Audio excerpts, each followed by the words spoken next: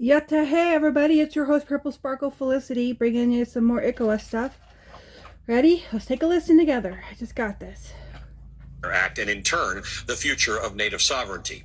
The non-native plaintiffs in Brackeen versus Holland argue that ICWA violates their constitutional rights by discriminating against them based on their race. Here's where things get tricky. Under federal law, tribes and tribal citizens are designated as a political group, not a racial group. Cherokee Nation journalist Rebecca Nagel points out that a host of federal statutes treat Native Americans differently based on this political classification. So if the court strikes down ICWA, then land rights, water rights, healthcare, gaming, criminal, civil jurisdiction, tribal self-governance, all of that could go with it. Nagel writes in the Atlantic, quote, if ICWA is unconstitutional because it's based on race, then what of the clinic where I get my health care that serves only tribal citizens? If ICWA discriminates against non-native foster parents, what of the gaming regulations that allow tribes to operate casinos where non-native casino developers can't? What racial group in the United States has their own police forces, courts, elections, governments, and lands as tribes do? The possible shift is radical. The U.S. has been passing laws that treat tribes and tribal citizens differently from non-native citizens since the founding of the Republic. If that is unconstitutional, the entire legal structure defending the legal rights of indigenous nations could crumble, end quote. Rebecca Nagel joins me now. She's a Cherokee author and writer, the host of the podcast This Land on Crooked Media. Rebecca, good morning to you. Thank you for joining us. We've tried our best to sort of explain this, but for people who are not exposed to this, everything I've just said for the last 7 minutes or so, it sounds foreign. So for our non-native viewers who don't quite understand, but who really want to understand this, why this is such a big deal, can you try and sort of expand on what I've said or clarify what I've said? Absolutely. So just like certain laws apply to me because I'm a citizen of the United States or a resident of Oklahoma, certain laws apply to me because I'm a citizen of Cherokee Nation. And those laws aren't based on race. They're based on the treaty relationship between my sovereign indigenous nation and the United States. You know, the U.S. ratified those treaties through the same constitutional process it ratified treaties with other foreign governments.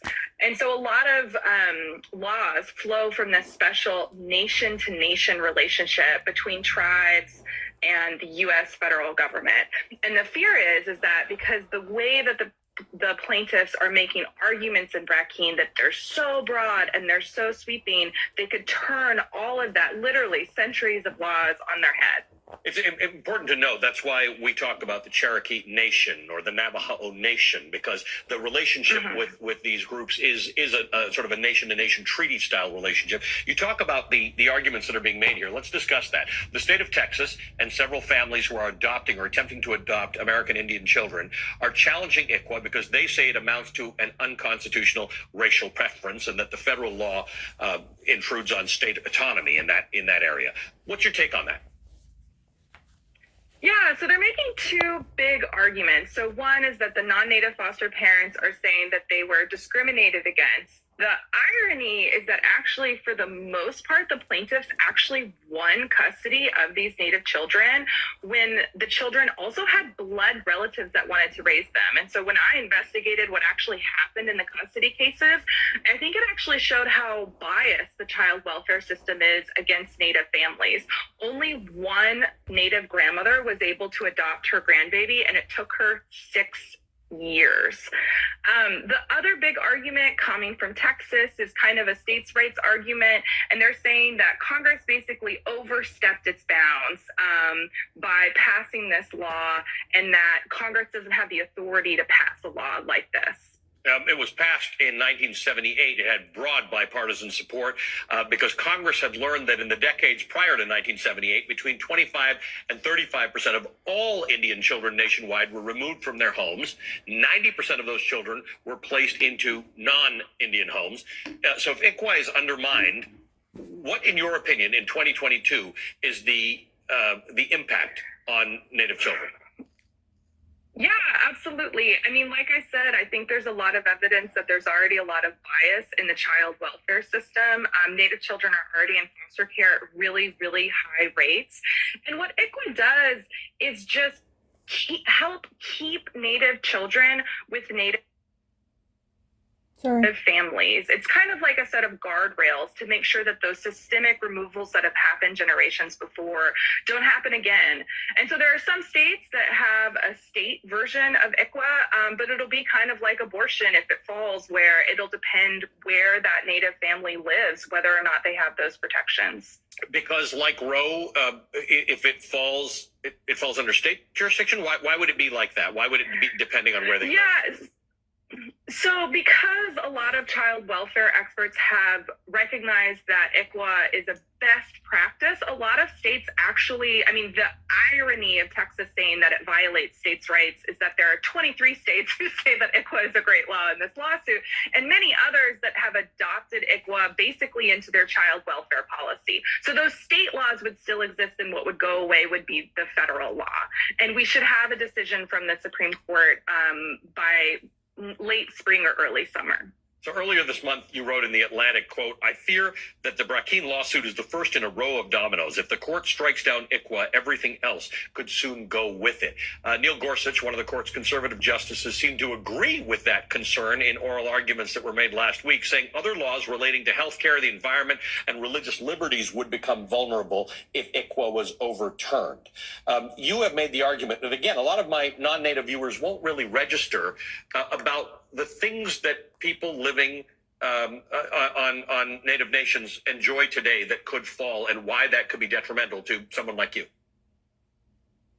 Absolutely. I mean, so, I, like you said in that quote, go to a healthcare clinic to get my healthcare.